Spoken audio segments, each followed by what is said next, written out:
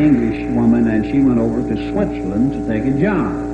And when she got over there, she naturally went to find a room, and she went with the schoolmaster to find her a room. And they finally decided where she was going to stay.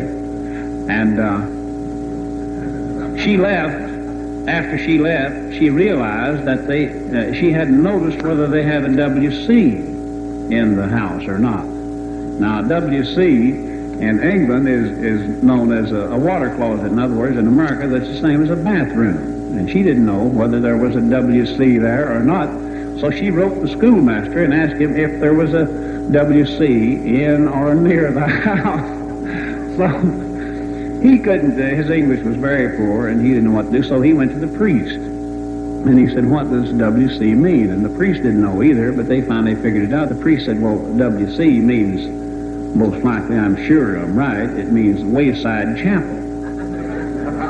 He said, I'll write her a letter and explain. So he wrote the lady a letter, and here's the letter that he wrote to the lady from England. Dear Madam, I have the pleasure of informing you that the WC is located 9 miles from the house in the center of a grove of pines surrounded by wonderful scenery. It is capable of holding 360 people at one time. It is open on Tuesdays, Thursdays, and Sundays. And there's always a large crowd in the summer months. I'd advise you to be early, although there is plenty standing room. This, however, is an uncomfortable position if you're in the habit of going regularly.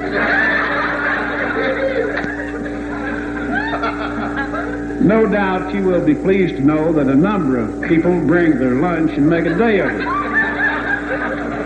Others who cannot afford the time travel by car and make it just on time. I would especially advise your ladyship to go on Thursdays, as there is an excellent organ accompaniment and even the best sounds are audible. It may interest you to know that my sister was married in the WC. That's where she met her first husband. I remember how the rush for seats were that day. There were 16 people on the seat I usually occupied, and it was uncomfortable to watch what went on. My father has not been there since he was christened. A wealthy resident of our society recently installed a bell which rings every time anybody enters. A bazaar is going to be held soon, and the proceeds are going toward the purchase of plush seats. My wife is rather delicate and cannot attend regularly. As a matter of fact, it's been 6 months since she went away. Naturally, it pains her very much not to be able to go in the open. I shall close with the desire to be of service to you in any way. If you would like, I'll save you the seat next to me.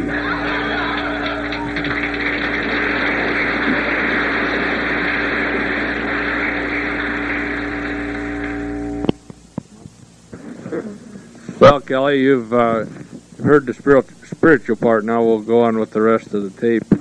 We're don't know for sure how to do this, but we're going to do it like a family home evening and sing a few songs and take turns saying some words to you.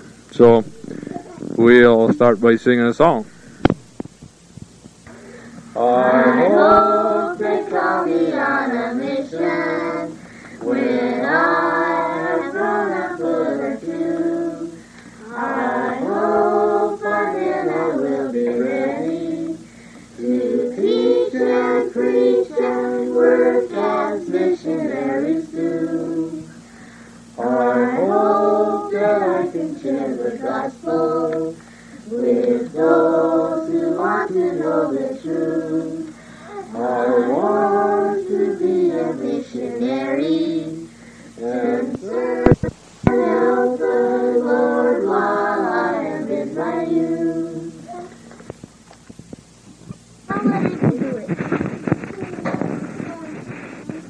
Well, Kelly, you wouldn't believe it, but we started this tape about 2 months ago, and the night we were working on it, Janae got real sick, and so we procrastinated, and we're finally getting around to it again, and this is the 3rd of September, 1978. It's a fast Sunday afternoon, and we're all gathered around. We're going to sing you some more songs to make you sick, and I think each one of the kids want to talk to you. So, let's see, I guess we'll start with, I don't know, everybody's sitting here laughing at me. We start with April. No, we better all sing a song to get April warmed up. So we'll sing, Give Said the Little Stream.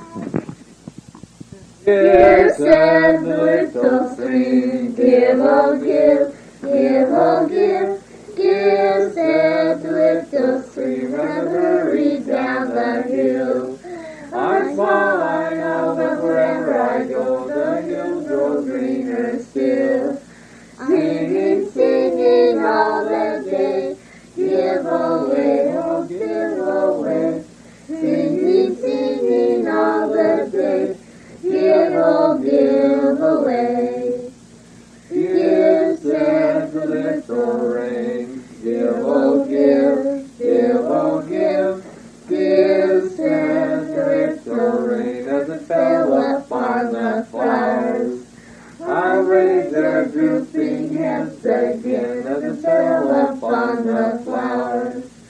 Singing, singing all the day, give away, oh give away.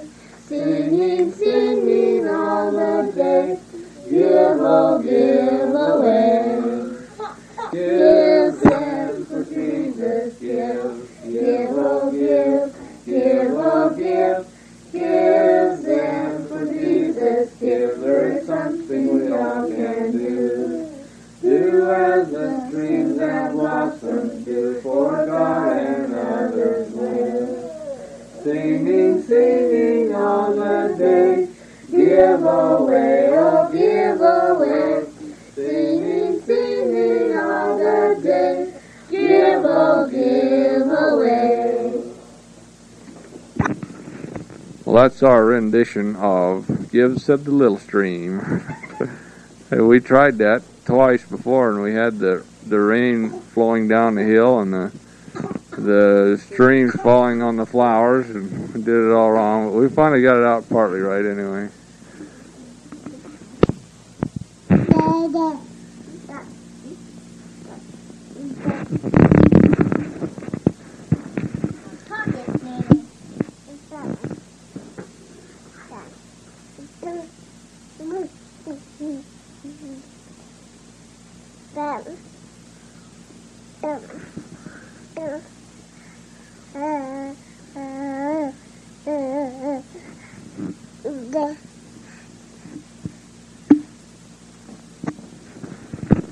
Those last few words were from Janae. She was trying to get the microphone and eat it while she was talking to you.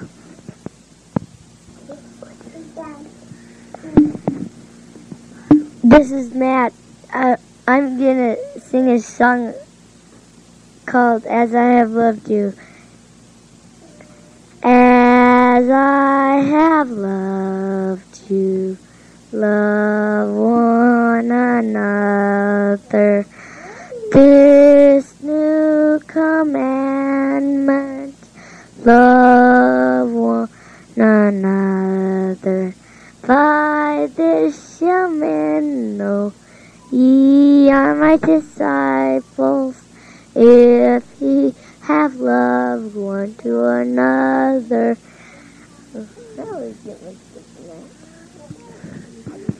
Oh, that's going to be on that thing, isn't it?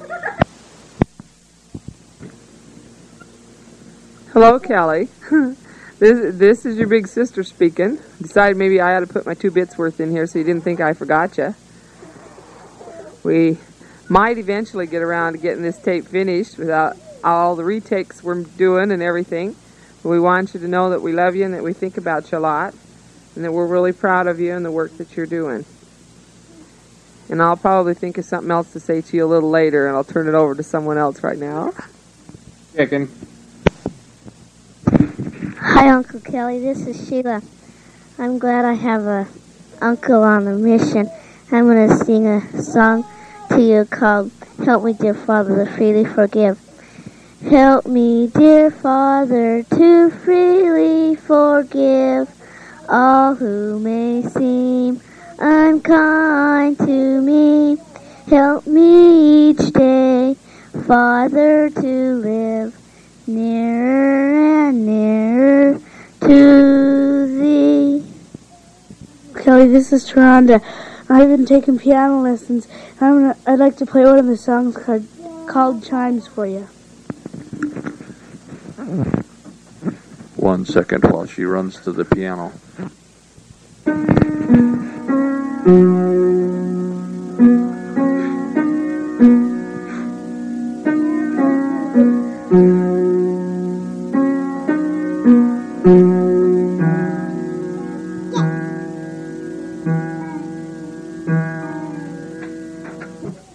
Uncle Kelly, this is still Sharonda.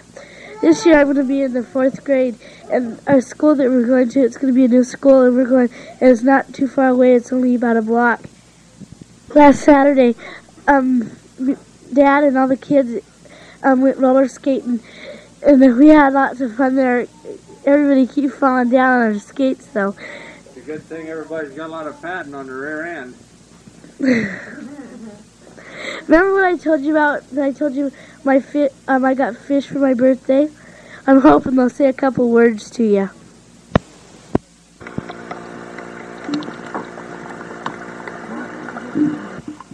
I don't know if you heard them or not, but usually when I feed them, they come up and make slurping noises when they eat the food. Uncle Kelly, see you later. Here's mine, okay? Uncle Kelly, I've been taking piano lessons too, and I'm going to play you something on the piano. It's called Sing Tai You.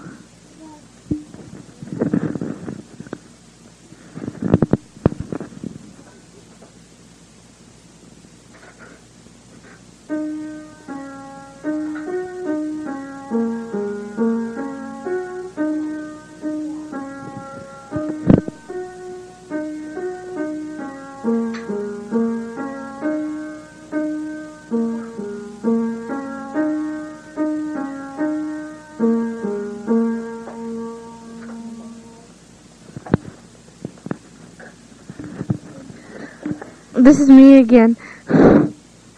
I'm going to 5th grade, and it's the first time I've ever had a boy teacher. His name is Mr. Cook. First, I didn't think I was going there because I had my name crossed out. He said I was going to go to Lincoln, but we figured that all out. Well, I can't think of nothing else to say except I love you. And April's playing the piano right now. Here she is.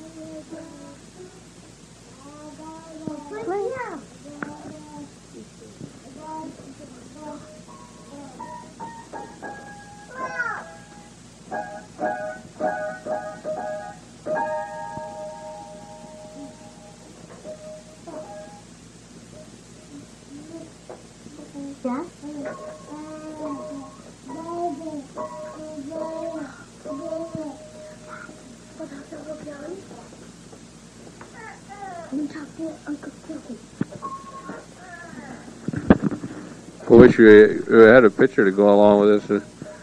Little April sitting over there like a concert pianist and adding a few accentuation remarks. It's really cute. I wish we could send you a movie.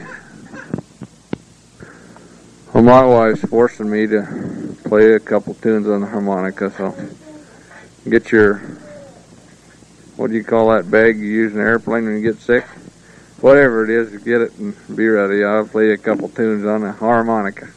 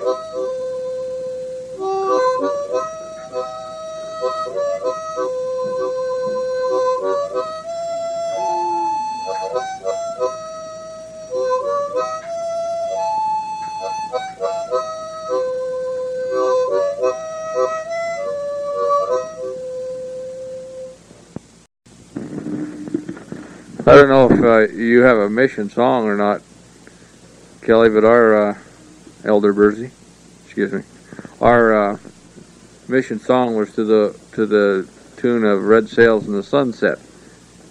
Isn't that right? Oh, Gold Kentucky Home, wasn't it? No, it's Beyond the Sunset. Beyond the Sunset. That's what it was to. Well, anyway, I'd like to play it. I'd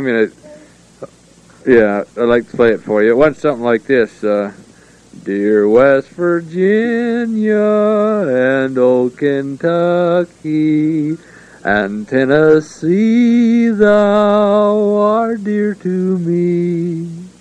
'Twas there I labored in humble service to carry forward the word of God. There's more words to that tune, but I don't recall them right now. I'd have to look them up in my journal. But I'll play it on the harmonica for you right now.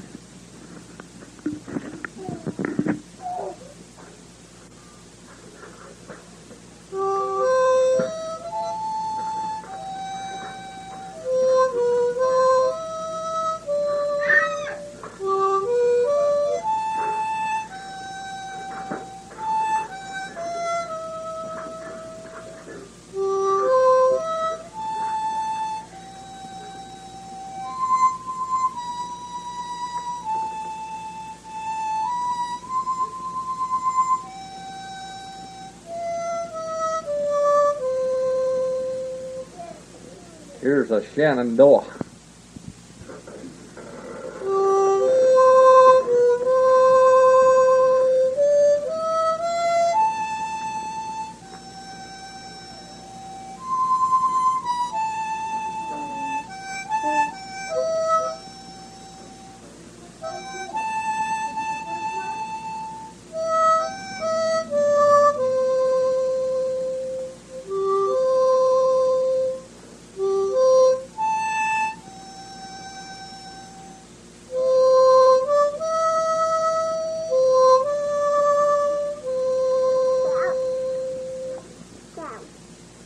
Here's one I think you might recognize.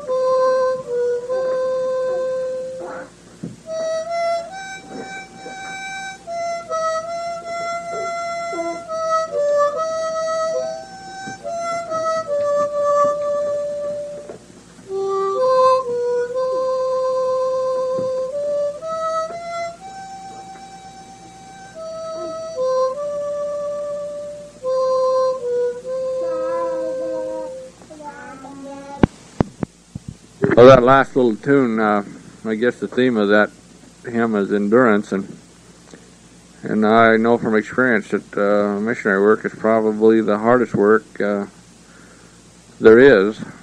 I know that the mental strain of missionary work drains you physically, and I know too that it gets real discouraging sometimes, and then there's other times where you can't beat the high of the feeling that you get from that work. But I'd like to encourage you, Kelly, to just keep up the good work and keep your chin up, and those times you get feeling low, just remember that all is well, and the 2 years doesn't last very long. I didn't realize it until I got home, but or still till I started towards home, but it's real soon, and I'm sure now about half your mission's up. You realize that too, but we're all proud of you, and the kids think of you every day, and you're in our thoughts and words too every day, and we pray for your welfare, and if there's anything that comes up that we can do, and then you don't hesitate to get a hold of us. Or, like I say, we love you and we think of you often, and you're in our prayers.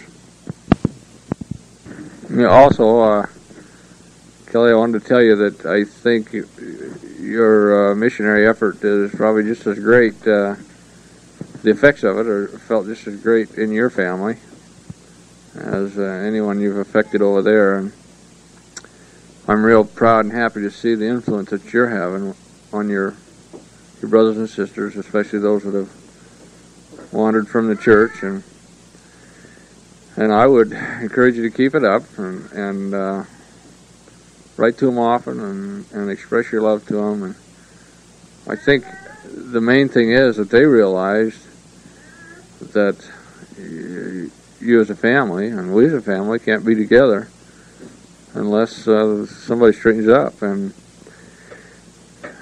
I've experienced this in my family, on my father's side. We've got some of the same situation, and some of the other people are realizing where their eternal lives where they are in their eternal progression when they are doing things against the commandments and against the teachings they've had.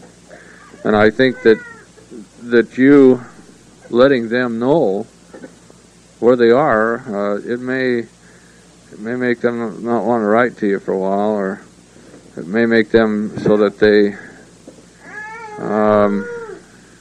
they're standoffish for a little while. But if you let them know where they are, eventually something's got to give there. They've got to realize how much their family means to them, not only their own families, but you and your father's family, and how much it's going to mean to be able to be together. Got April pounding on the piano again. But I can see the good there you're doing, and so can Jenny, and we're proud of you and that good that you're doing, and I guess we want to encourage you in it, even though they don't write to you. They may not say a word to you for a while. You're the one that they're going to listen to, and somewhere you're going to touch their hearts, and they're going to decide to be reborn, so to speak, and to change their lives. Jenny was just telling me that there's talk that Dina might move down here. I hope she does. I think it would be good if she moves down here with the idea that she wants to go back to church, and we're here where Jenny could help her in that and help her fit in. So keep up the good work, Kelly. We're proud of you and your work, and we appreciate your letters. I wish I had been as faithful as you about writing, and especially to the kids, and telling them of your experiences and progress. They really enjoy it. It's really encouraging Matt on preparing for his mission, and we're glad for that, and we appreciate it. So that's all I can think of saying right now, except I'd like to be in Fast Sunday, Testimony Sunday. I'd like to bear my testimony to you that I know that the work you're doing is the most rewarding work in the world, and it is the work of the Lord, and that you'll be rewarded immensely for it, not only on your mission, but afterwards also. And I know that God lives, and He is our Father in heaven. And I know that Jesus Christ is our Savior, and that He, through His sacrifice, the great pain that He suffered, both in the Garden of Gethsemane and on the cross, He made it possible for us to overcome our sins and to progress. And He loved us so much He even left the sacrament for us, so we can be rebaptized, so to speak, every week, and overcome anything that holds us back from eternal life, and the time that we can live together as families again in the celestial kingdom. Thankful for the prophet Joseph Smith. I know that he's a prophet, I know that our prophet today is probably in the history books will be one of the greatest prophets that ever lived, and I'm thankful for that knowledge. And we had a little experience down in Noxon that has strengthened my testimony of the prophet and the priesthood and the line of authority. I was delivering parcels down there, and I heard on the radio that the prophet had just announced that the Negro could hold the priesthood, and it was announced on the radio that it was a direct revelation. And when I stopped into this member's place down there, I asked him if he'd heard about it. And he says, "Oh, no." And his wife says, "Oh, the church is going to hell." Yeah. So I got discussing with him on what their meanings were there. And I found out that he was associated with the same kind of group that moved into Bitterroot there, the fundamentalists. And he's still a member of the church, or he was, and his wife. But he claimed that there's someone that has equal authority to our prophet, but not in the church. That's in the priesthood. And I reported him and his wife teaching and their effort to convert me. And he was just taken to Bishop Court, High Council Court, a couple weeks ago and excommunicated. But he said he didn't believe that the prophet had given a real revelation when he said the Negroes could hold the priesthood. And I bore my testimony to him and his wife that if a prophet asked me to go jump in the river, I'd go jump in the river, because I know that he is a prophet and that what he says is what the Lord says. And I'm thankful for that knowledge and the knowledge that we're directed by our Father in heaven. Tell your companion hello, and Jenny says, ask how the Lord's doing. And I guess that's if you got the same companion still. I imagine you do.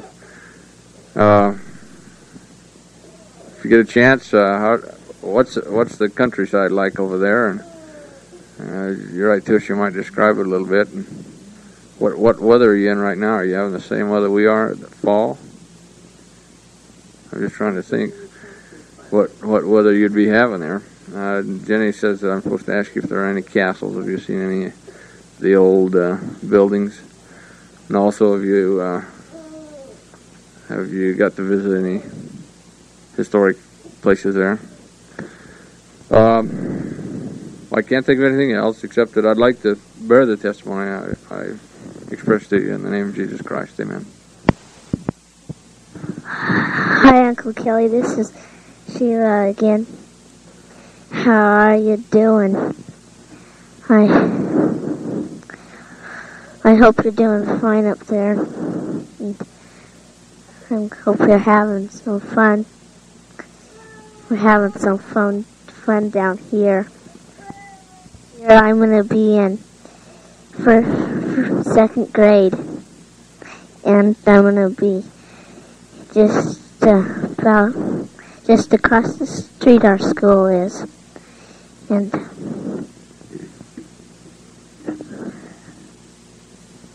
my teacher's name is going to be Mrs. McGee. Bye. Hi, Uncle Kelly. This is Matt. My teacher's name is Mrs. Douglas in school. Are you in the 9th grade? Huh? Are you in the 9th grade? Mm-mm. What grade? I'm in 1st grade. I'm gonna go on a mission when I get your age. I'll see you later, and I'll write some letters to you. Hi, Uncle Kelly. This is Sheila again, and my birthday is gonna come up soon. I'm gonna be 8 years old, and I'm gonna get baptized, and I can't wait.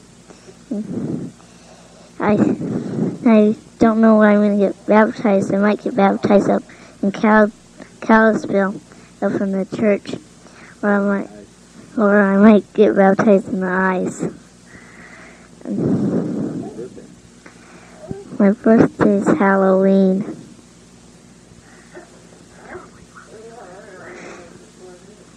And for my birthday, I want a watch and maybe some clothes.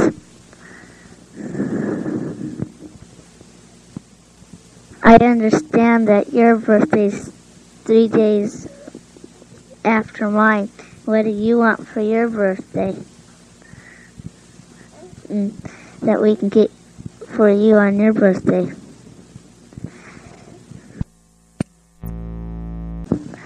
Hi, Uncle Kelly. This is Sheila still. What's it like at England?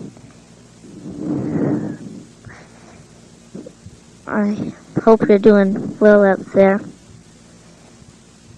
And can you see the ocean from England?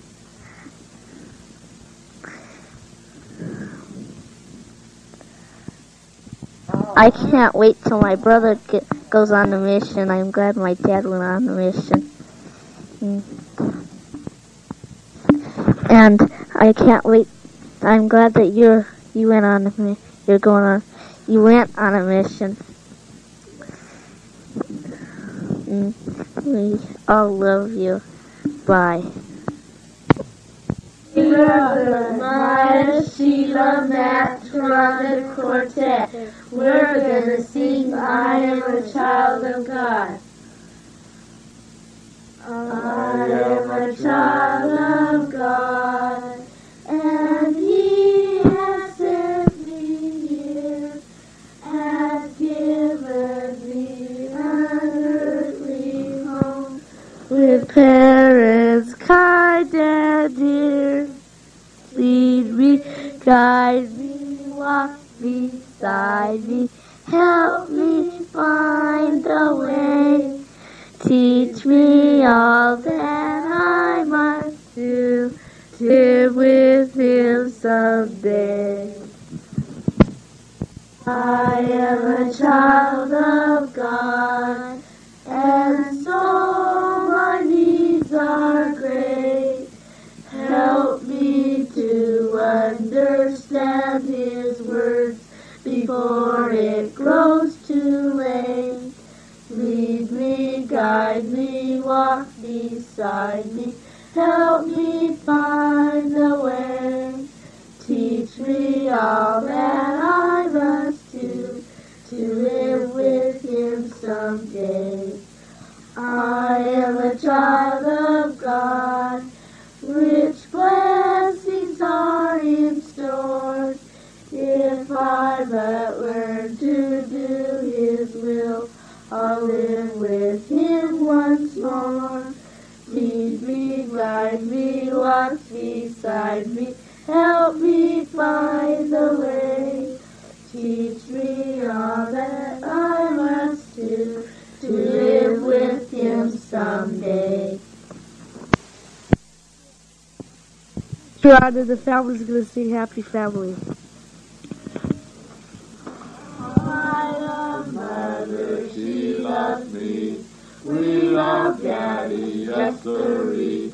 He loves us, and so you see, we are a happy family. I love sister, she loves me. She loves brother, yes sirree. He loves us, and so you see, we are a happy family.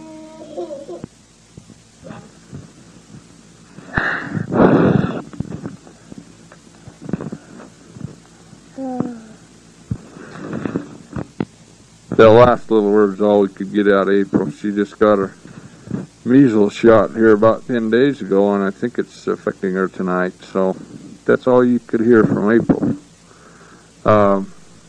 We're going to sing Morning Bells Are Ringing. Are you sleeping? Morning bells are ringing. Okay, we're going to sing that. Okay.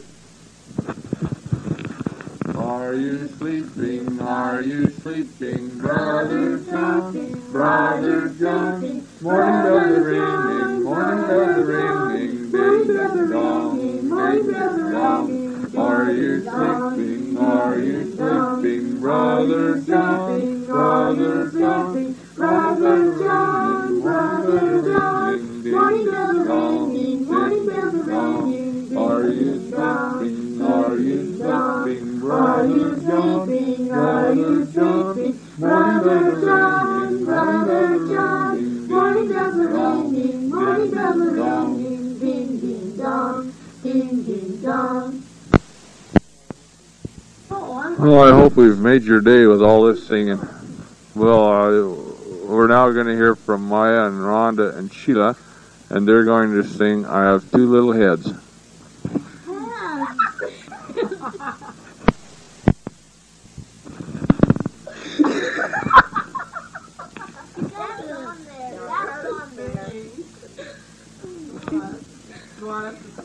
I am too lit.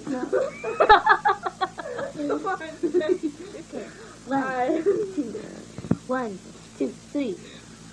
I have two.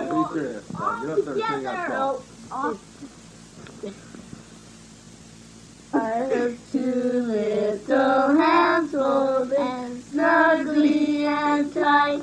They're tiny and weak, yet they know what is right. During all the long hours till daylight is through, there's plenty for my two hands to do. Kind Father, I thank thee for two little hands, and I ask thee to bless them till each understands that children can only be happy all day when two little hands have learned how to obey. I hope that you didn't mind a little light-mindedness there, but that's the way it goes in some family home evenings. Anyway, we want to reserve a good side of this tape for Jenny, because I know she's got lots to say. Long-winded and all. And then we're going to finish it tomorrow night and try to get off to Tuesday, so we'll cut her off for now, and Jenny will talk to you later on in the tape, and then we'll close it out tomorrow night. So, good night. Good night, Uncle Kelly. We love ya. Well, Kelly, I'm finally getting around to making this tape for you. Believe it or not, this is the second time I've recorded it. I recorded it once a little bit earlier, and I didn't have the volume right, and you couldn't hear it. So here we go again. But we started recording this a week ago on a Sunday night, and I was supposed to go ahead and finish it on Monday afternoon and be able to, so that Monday evening we could finish it off at the end if there was any tape left to fill in. And I was so busy canning and doing different things that I just never got around to it. Plus, April and Janae weren't very cooperative. I pretty near have to be able to have quiet when I record, and they wouldn't go to sleep at the same time. So I had one up making lots of noise while the other one was asleep, and I never had them both asleep at the same time, and it seemed like after I got everybody in bed, I was so tired that I just didn't get around to it. So now I figure, it's better late than never, so here we go with it. This is now September 11th, 1978, and just so you'll know when it is, I think Dallas probably told you on the first part of the tape when we were doing it, and then you'll know. And if I can get it finished today, then we'll still get it sent off to you on a Tuesday, even if it isn't the right one. I've been real busy canning and doing different things. I've been putting up peaches, and I've got pears to do still, and I did corn and beans, and the other day we went out and we picked our tomatoes because it's been getting pretty cold at night, and we're afraid they'll freeze, and we have a bumper crop of tomatoes. They just really did did well. Our whole garden did just really great this year. And I'm telling you about the garden because I know that's something you enjoy, and ours just did really great. And I've been canning stuff out of it and got more stuff to can, and so things are going to look really nice in our storeroom, all those full jars. I go down there and look, and I think, gee, that looks so nice to see all these shelves full of all these things that have been canned. But I want you to know how proud I am of you and the work that you're doing where you are. I am so thrilled to think that I have a brother who's on a mission. For a long time it didn't seem like that I was ever going to have a brother who went on a mission. When Murray and Rod came along and they didn't go, and I know it was disappointing for Daddy and for Mom, and I thought, well, it was quite a long time before it was your turn to go, before you were old enough, and I was so thrilled when you decided to go and that you worked and saved towards it. And I know Daddy was just really happy. He's always been a missionary at heart, and to have a missionary of his own to send out into the field has meant a lot to him. And I know that they have done really well while supporting you on their mission. They've had good financial things happen for them, so that they're doing fine in that respect. And I know Mother said that they've never made as much money as they have in the time that you've been on your mission. They've truly been blessed so that they could meet their obligations and send the money to you that you needed as well. I was so thankful that I had the opportunity to be there when you were set apart as an elder. The fact that the only time that I could go home for that week and visit happened to correspond with your state conference, and that I had the opportunity of being there when you were set apart was really a thrill to me. I could have missed that, which quite often you do miss things like that when you don't live close to each other. And I was really tickled to be able to be there and to be included. And I hope you'll forgive me when I don't write to you as regular as I should. I do really good for a while, and then I might miss a couple of weeks, and then I do pretty good again for a while. And you ought to feel real privileged, though, because I've written to you better than anybody I've ever written to. I don't even write to Mother. Of course, though, Mother doesn't ever write to me either. At least she writes to you, which is really great.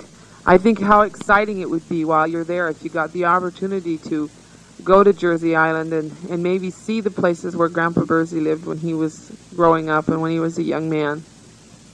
And maybe meet any relatives that might still be there. This summer we got to meet Grandpa's cousin, I believe she is, from over there. And she was such a sweet person and so nice and had so many wonderful things to tell us. And she was so interesting. It was really, really neat. And somebody was telling me that I believe it's her son contacted you over there. And I just think it's really neat. It really makes me think that more about doing my genealogy and wishing that I had more of an up-to-date journal. I wish I had a copy of a journal from Grandpa. I wrote to Grandma and Grandpa here. It's been in the springtime sometime, and I told Grandma that I was interested in having something like that, a journal or something from them, because my children don't have the opportunity to get to know them very well. And I'd like them to know some things about them and some of the things that they went through. And, she wrote back to me and gave me just the neatest letter.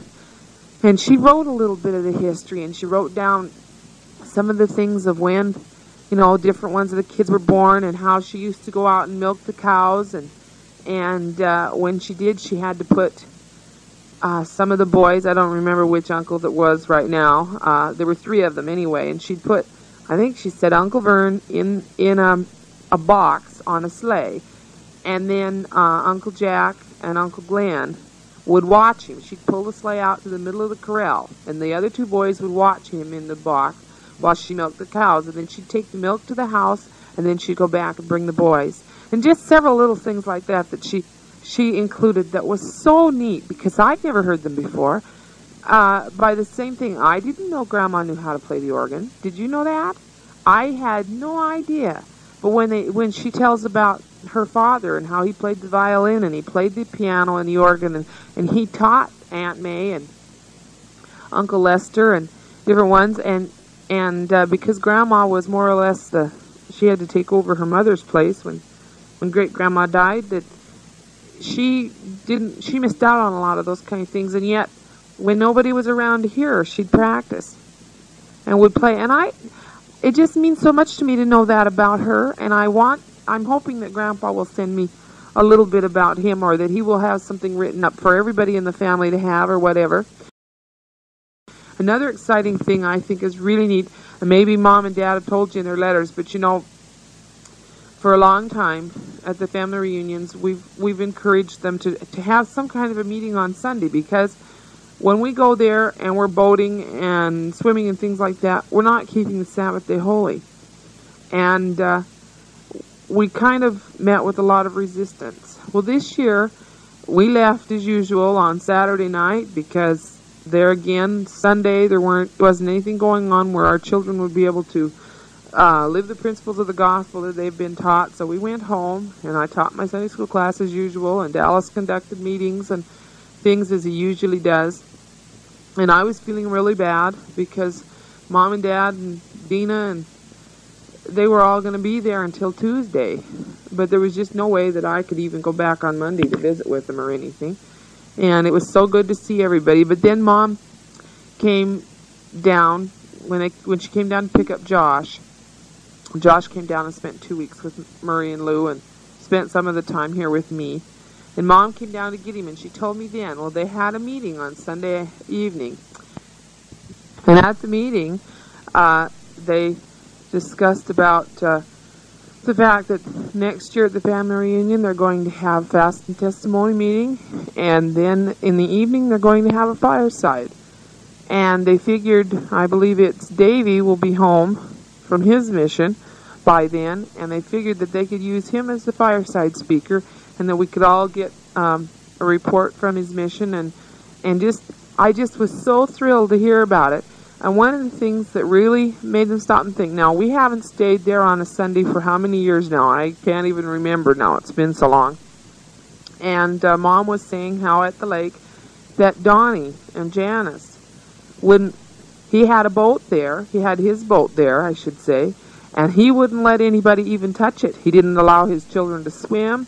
He didn't do anything Sunday except visit with people, because those were things that you don't do on Sunday.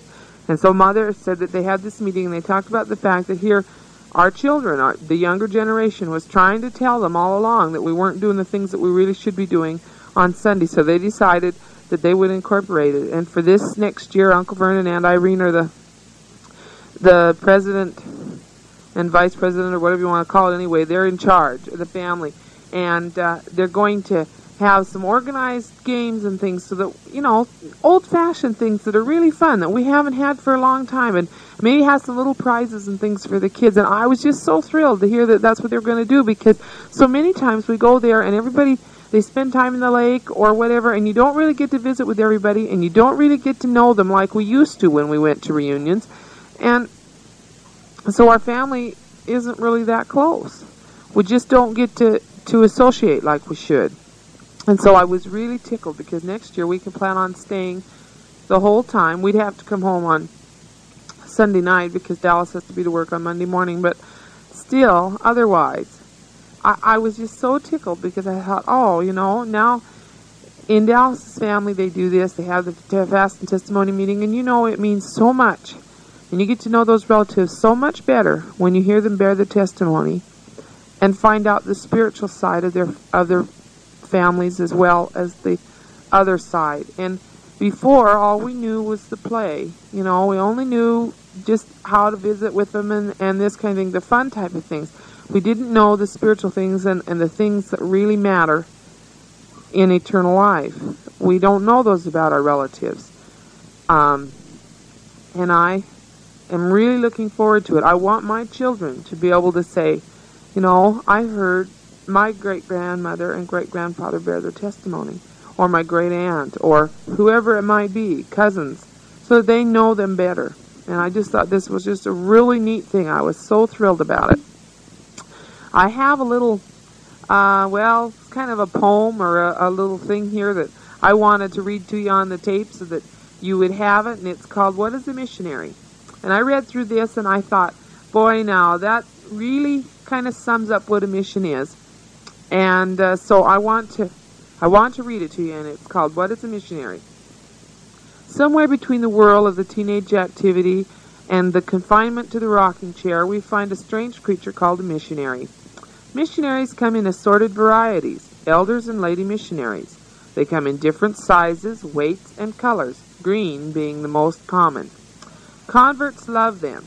Young girls worship them, the elder type. Dogs hate them, and the law tolerates them. Most people ignore them, and heaven protects them. A missionary is truth with a pocket full of tracts, wisdom with a scant knowledge of the Bible, faith with 69 cents in his pocket and 2 weeks until Dad's next check. A missionary is a composite. It has the appetite of a horse, the enthusiasm of a firecracker, the patience of Job, the persistence of the Fuller Brush Man, and the courage of a lion tamer. It likes letters from home, invitations to Sunday dinners, conferences, checks, testimony meetings, companions, baptisms, and visits from the mission president. It isn't much on tracting in the rain, ladies who slam doors, hats, apartment houses, transfers, shaking hands at arm's length, alarm clocks, and last but not least, letters that start with Dear John. Nobody rises so early or is so tired by 10:30 p.m. Nobody else can knock so boldly with such a shaky hand. Nobody else can get such a thrill at the end of a disappointing day when someone says, "Won't you come in? We've been waiting for you." Yes, a missionary is a different character.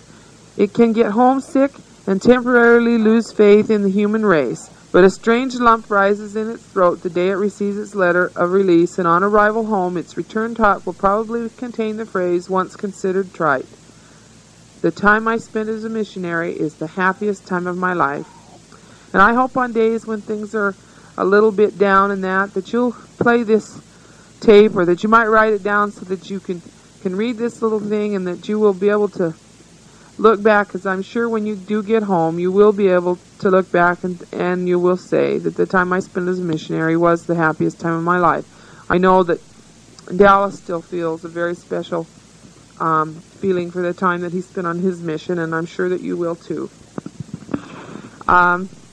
I thought maybe I'd tell you a little bit about April and Janae and the things that they're doing now. You know, you saw Janae when she was just, she was a week, maybe almost 2 weeks old, something like that. She was so tiny. And now she's 8 months old. She's just learned to crawl. She's pulling herself up on things and timidly walking around. And she has 2 teeth. And she just thinks she's so smart because she can get anywhere in the house now. She can crawl all over the place. That's right. April's standing here listening to me now. She just woke up. And so once in a while you might hear a word from her. And she's just now started talking really good. She is really growing. She looks more like her daddy every day. And she's just really getting big. Although it was really hard for her when the kids went back to school, because here all summer she had them all to herself, and it was really hard for her to understand that they got to go to school and she had to stay home, that she wasn't old enough, and that was kind of bad for the first week. This week, though, she's been pretty good. She didn't even cry this morning when they left for school. She just said bye-bye and waved to them. The other night we had a real special time, because we knelt for family prayer, and Dallas says, "Well, who wants to say family prayer?" And April said that she pointed to herself and she says, "Me do." And so he said, "Do you want to say the prayer?" And she shook her head yes. And so we all knelt down, and he leaned forward to help her with the words. And right at first she just kind of whispered and didn't say anything really out loud. And then because everybody was still quiet and her father kept telling her the words, she started to say them out loud. And it was so thrilling as a mother to hear her sweet little baby voice say the words of the prayer and to thank our Heavenly Father for the blessings that we have. And I know from the spirit that was felt that night that her prayer was indeed listened to, and that it was very special to our Heavenly Father. And I'm so thankful for the gospel that I have, and for all the many blessings that I have received. I'm thankful that I had the parents that I did. They taught us the things that they did. They taught us to do the things that are right, to be honest with our fellow men, and to do those things that we're called upon to do. They were always such good examples. They are good examples now. If they received a calling or were asked to do something or said that they would, they always did it all the way. They didn't do just part of it. They didn't just kind of do it. They did it with their whole heart. And they taught us to do the same. And I'm very thankful for the influence and for the example that they've been in my life. And I'm especially thankful for the love that they gave us and for the time that they spent with us to teach us and to do things. I know if it hadn't been for all the things that they taught me, I would not have been prepared to be a wife and a mother. If Mom hadn't helped me with learning how to cook different things and let me help with other things and gave me the responsibility, I wouldn't be able to take it now. And I'm really thankful for that. I wanted to sing a couple of songs for you. Whether you're all songed out or not, I don't know. But these two songs are special to me in that whenever I'm feeling just a little bit low or anything, they really help me. And one is called My Heavenly Father Loves Me. And this song you probably got to sing in primary and junior Sunday school. The other one that I want to sing is I Wonder When He Comes Again. And I don't know if you've heard it before or not. It's one that the primary children learned. And it's especially dear to me. I don't know, these two songs just help me to keep things in perspective, that I am a creation of my Heavenly Father's and that He does love me and that someday He will come again and be here to rule and reign, that I might, if I live the way I should, see Him and glory in the things that have come to pass. So I'd like to sing these for you now. I'm going to sing My Heavenly Father Loves Me first. Whenever I hear the song of a bird or look at the blue, blue sky, whenever I feel the rain on my face or the wind as it rushes by, whenever I touch a velvet rose or walk by our lilac tree, I'm glad that I live in this beautiful world Heavenly Father created for me. He gave me my eyes that I might see the color of butterfly wings.